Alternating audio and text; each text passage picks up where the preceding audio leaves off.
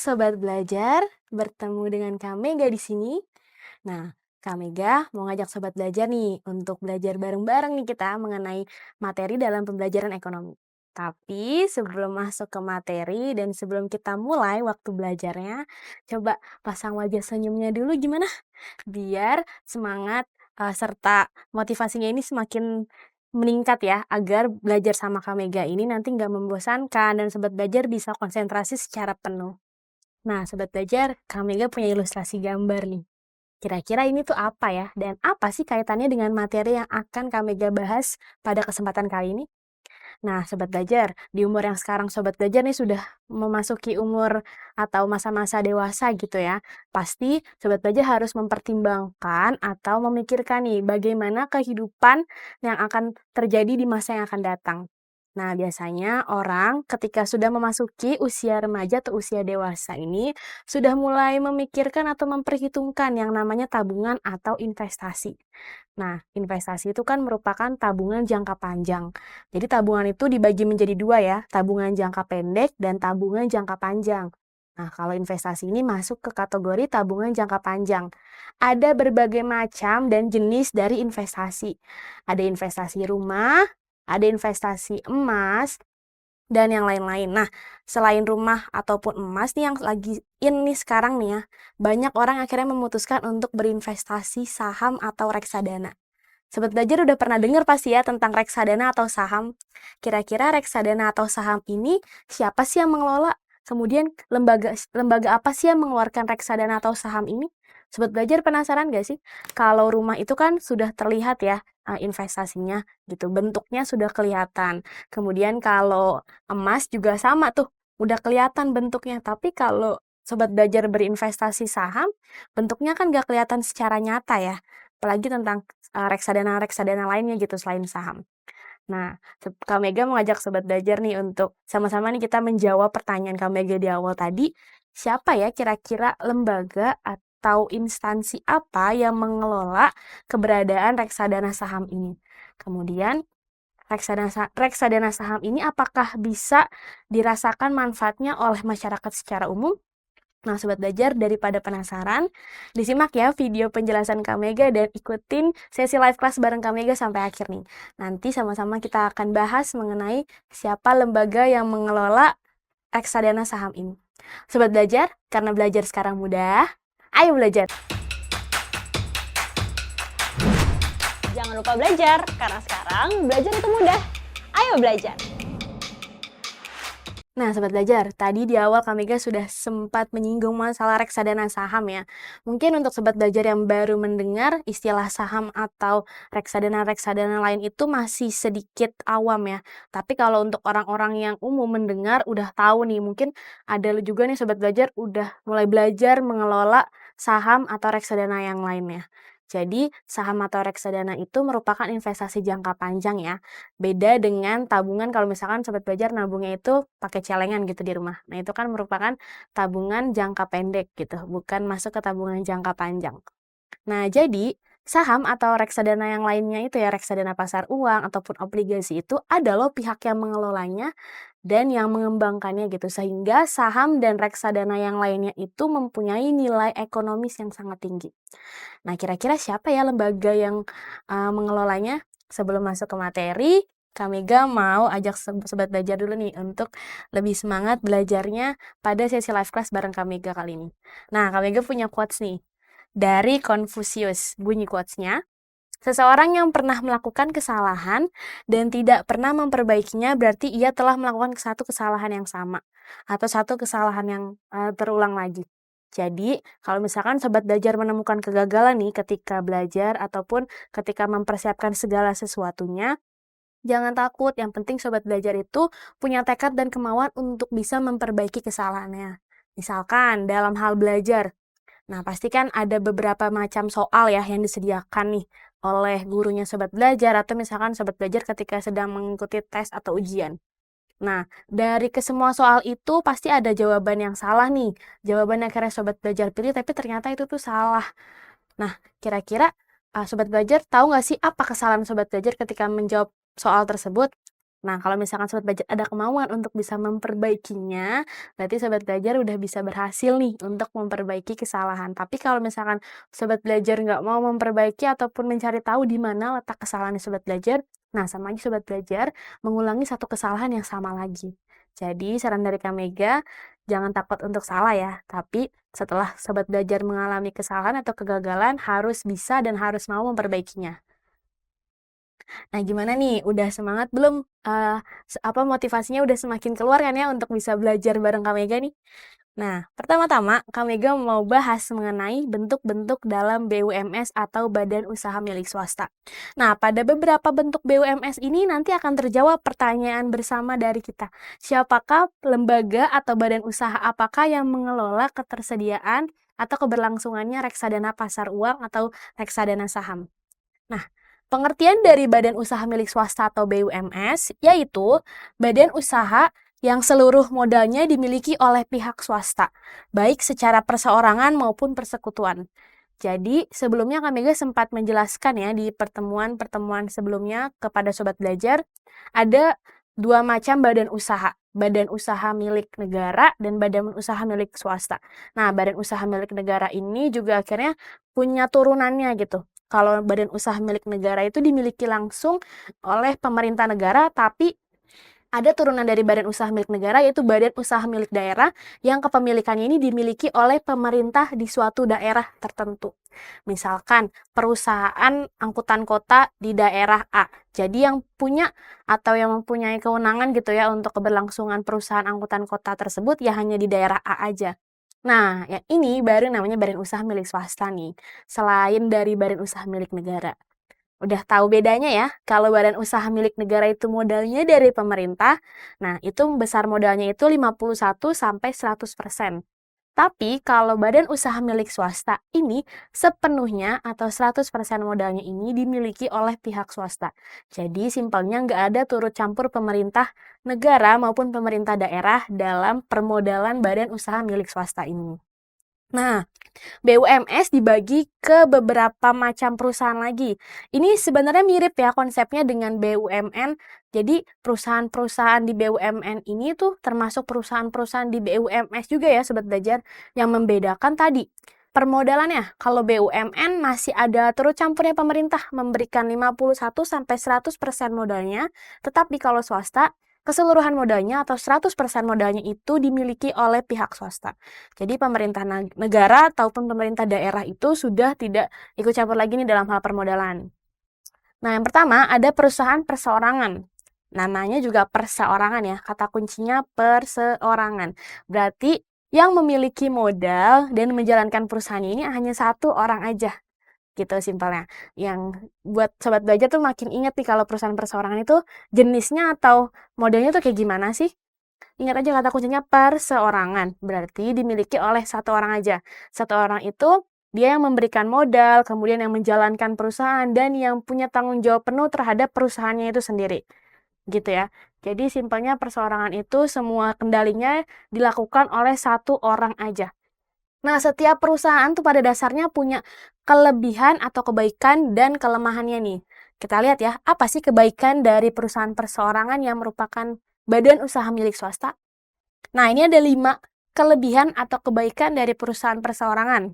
Yang pertama, organisasinya mudah. Kenapa Kak Mega kok organisasinya mudah di perusahaan perseorangan? Karena didirikan oleh satu orang aja. Satu orang yang mempunyai modal secara penuh dan menjalankan organisasinya tersebut. Kalau misalkan kebanyakan orang yang menjalankan, kebanyakan kepala dan pasti punya banyak pertimbangan-pertimbangan dong ya dari beberapa orang tersebut. Sehingga untuk perusahaan perseorangan ini pengelolaan organisasinya tuh dianggap lebih mudah. Karena tadi ya, didirikan dan dikelola satu orang aja. Jadi cuma pendapatnya dia aja nih yang akhirnya dipakai atau digunakan untuk keberlangsungan perusahaan tersebut. Selanjutnya, kebebasan bergerak. Nah, ini masih mirip-mirip ya penjelasannya dengan organisasi yang mudah ini pada penjelasan nomor 1. Karena didirikan oleh satu orang aja. Dan dia mempunyai peranan penting dan kendali yang penuh banget pada perusahaannya itu. Jadi, perusahaan tersebut bebas bergerak.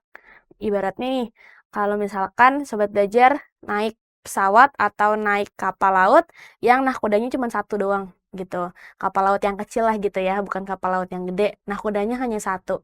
Jadi yang punya kendali penuh itu si nahkoda tersebut. Mau dibawa kemana kapalnya?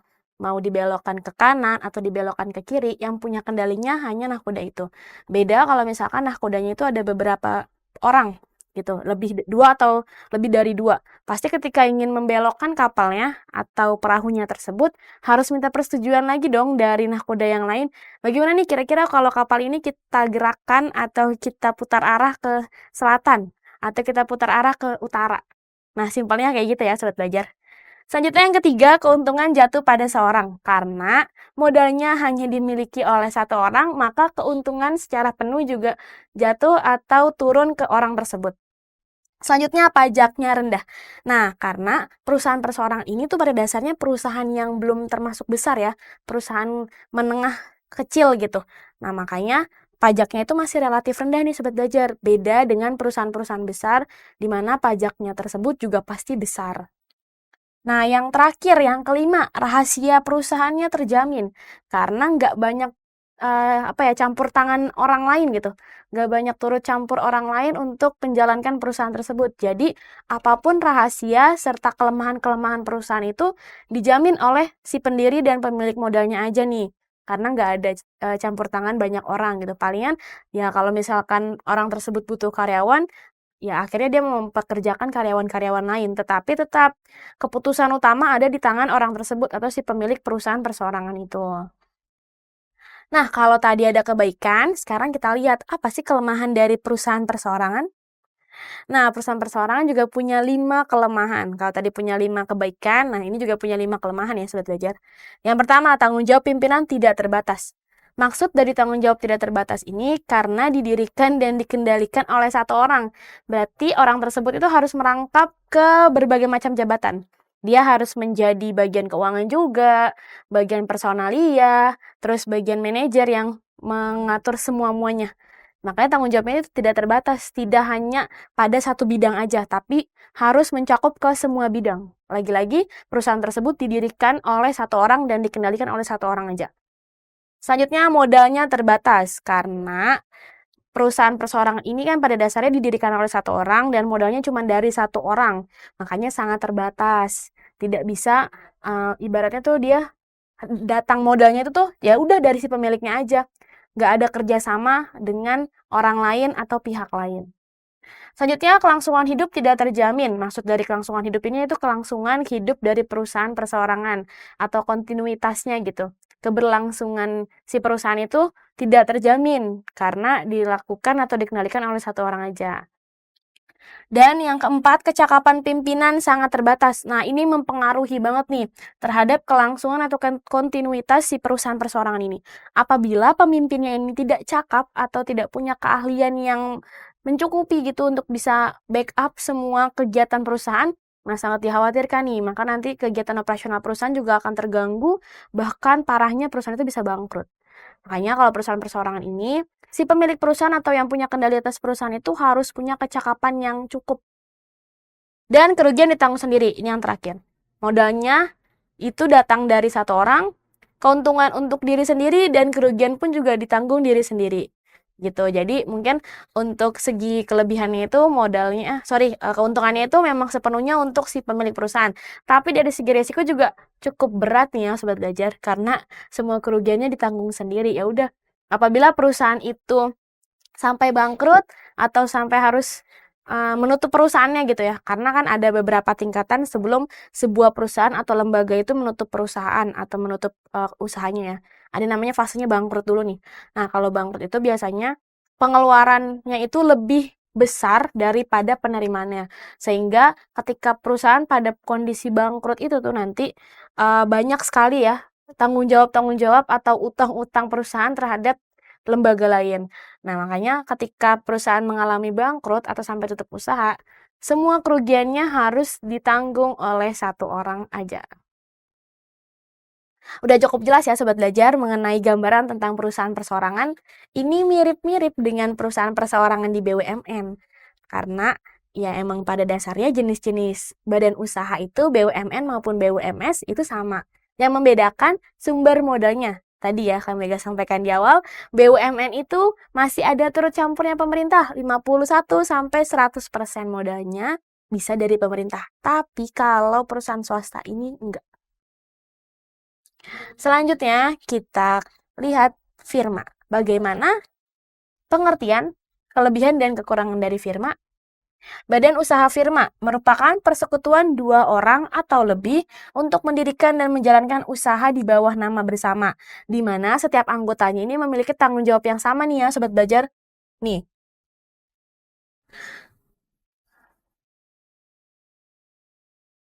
Kak Mega garis bawahi, dia didirikan oleh dua orang atau lebih. Kalau tadi pada perusahaan perseorangan hanya satu orang, kalau perusahaan firma ini bisa didirikan dua orang atau lebih. Nah, itu disebutnya itu namanya sekutu ya, atau anggota. Nah, tapi perusahaan firma ini setiap anggota atau setiap sekutunya itu memiliki tanggung jawab yang sama. Nih, masing-masing anggota memiliki tanggung jawab yang sama. Ini kata kunci untuk pengertian perusahaan firma. Nah, selanjutnya kita lihat yuk, apa aja sih kebaikan serta kelemahan dari perusahaan firma? Untuk kebaikannya, ada 5 kebaikan atau keunggulan dari perusahaan firma. Sama-sama kita lihat nih ya, apa aja sih? Yang pertama, modal akan lebih mudah dipenuhi karena perusahaan itu didirikan oleh dua orang atau lebih. Pasti ada ikut campur atau turun tangan langsung dong dari si pendiri perusahaan terhadap permodalannya. Bisa jadi modalnya itu patungan atau pembagiannya itu nanti ya sesuai kesepakatan di awal ya, bagaimana apakah 50-50 atau 70-30 atau lebih gitu. Apalagi kalau pendirinya itu sampai 4 orang. Nah, itu modalnya lebih banyak yang terkumpul ya kalau misalkan didirikan oleh orang yang semakin banyak. Selanjutnya, pengelolaan perusahaan dapat dibagi. Bedanya dengan perusahaan perseorangan tadi, segala kegiatan operasionalnya ditanggung oleh satu orang atau si pendiri perusahaan aja. Tapi kalau pada perusahaan firma ini dapat dibagi-bagi. Siapa nih yang kira-kira memegang kendali terhadap keuangan perusahaan? Siapa yang memegang kendali terhadap bagian personalia perusahaan? Dan siapa yang memegang kendali terhadap pemasarannya perusahaan? Jadi setiap anggotanya ini punya porsi dan peranannya masing-masing. Kalau tadi perusahaan perseorangan, orang tersebut berarti harus multitasking ya, harus bisa mengurus ke segala aspek dalam kegiatan operasional perusahaan tersebut. Setiap resiko dipikul bersama. Kalau tadi perusahaan perseorangan hanya dipikul oleh satu orang, nah enaknya firma atau kelebihannya firma dibanding perseorangan ini, dia resikonya dipikul bersama-sama oleh semua anggota dalam perusahaan firma. Keputusan yang diambil lebih baik. Kenapa lebih baik? Karena keputusan itu berdasarkan solusi atau pertimbangan dari orang lain. Nah, kadang kala ya ketika kita membuat keputusan, belum tentu ya keputusan kita ini tuh dinilai tepat untuk orang yang satunya gitu, atau untuk orang lain. Nah, kali aja nih kita membuat keputusan, tapi keputusan itu dirasa kurang tepat. Ketika firma ini berjalan, kan firma ini didirikan oleh dua orang atau lebih. Maka ketika si pendiri perusahaan ini ingin mengambil keputusan karena pendirinya ada banyak, ya udah nih bisa didiskusikan atau dimusyawarahkan. Kira-kira ada 3 opsi yang tersedia nih. Lah lebih baik kita pakai opsi A, B atau C ya. Gitu. Pada dasarnya kan perusahaan firma ini didirikan oleh dua orang atau lebih atau banyak orang. Makanya ada yang namanya proses musyawarah tuh. Jadi keputusan yang diambil pun akan lebih baik daripada perusahaan perseorangan. Selanjutnya nih yang terakhir, kemampuan mencari kredit lebih besar. Kenapa sih kok kemampuan mencari kreditnya lebih besar daripada perusahaan perseorangan?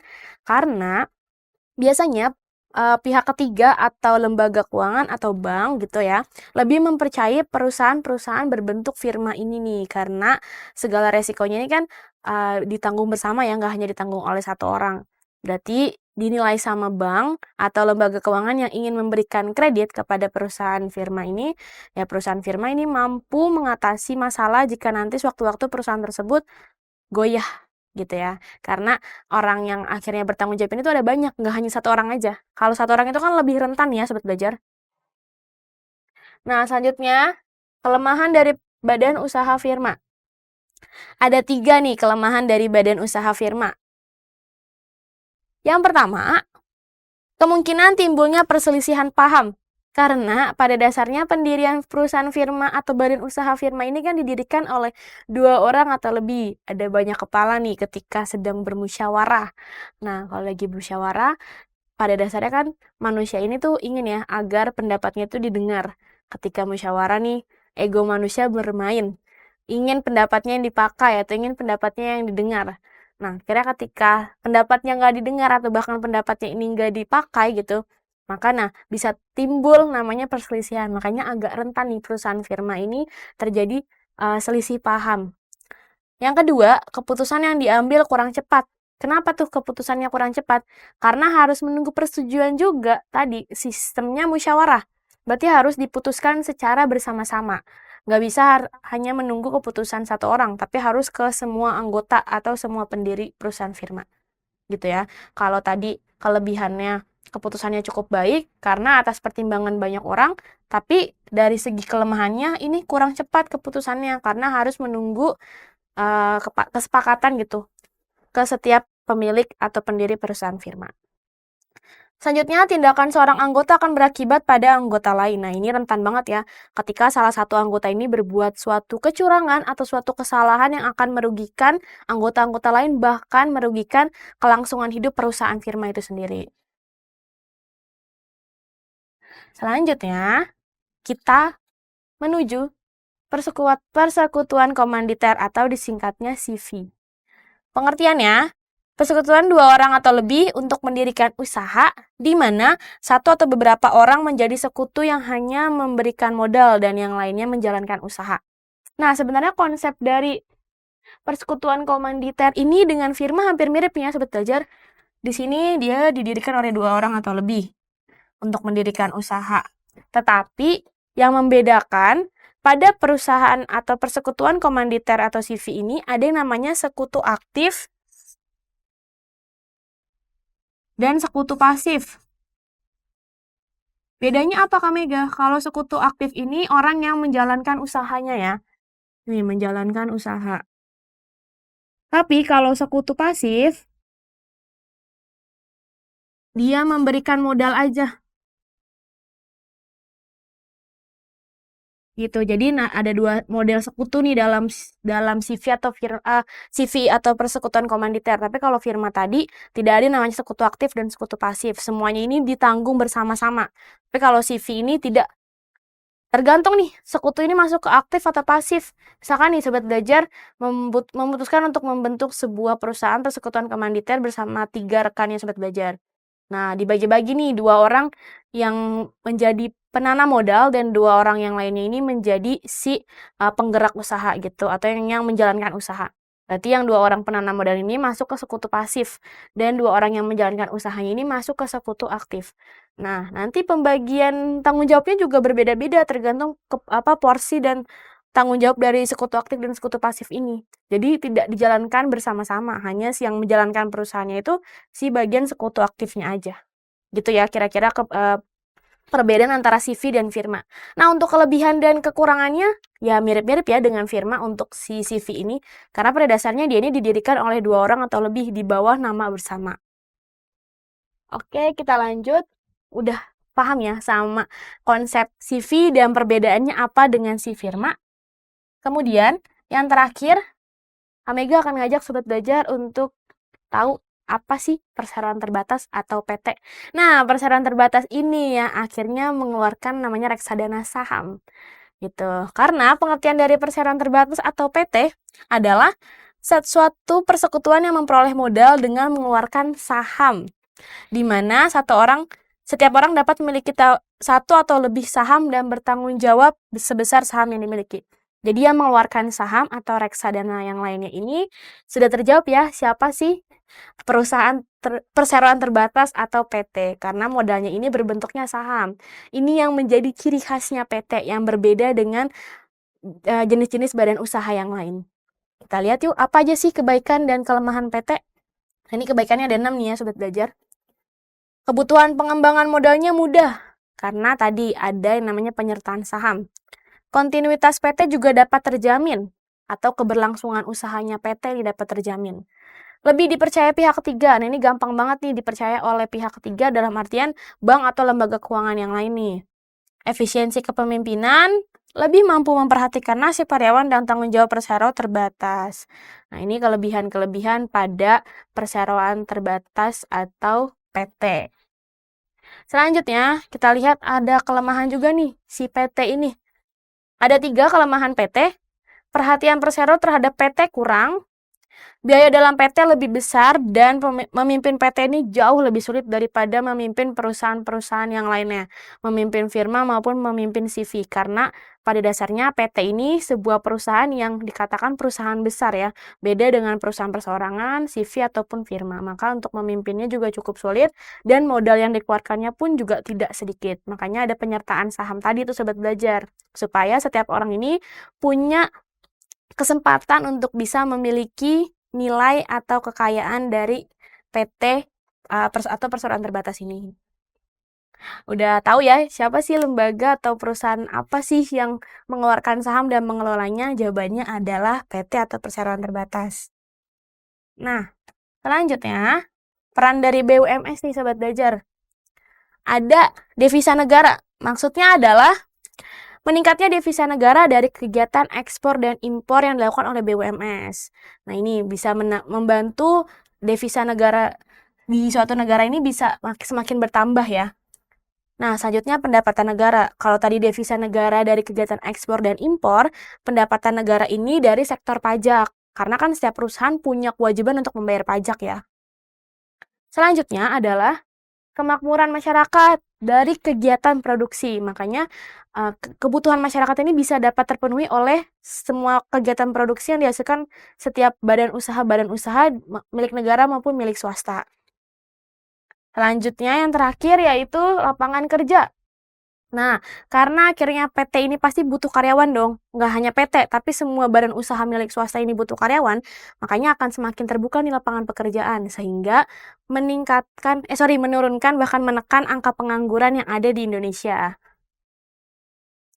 Nah, ini gimana Sobat Belajar nih penjelasannya Kak Mega mengenai badan usaha milik swasta yang ada di Indonesia? Udah terbayangkan dan udah terjawab nih tadi pertanyaan kita di awal.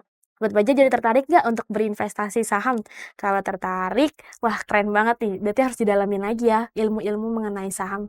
Sobat Belajar, karena belajar sekarang itu mudah, ayo belajar.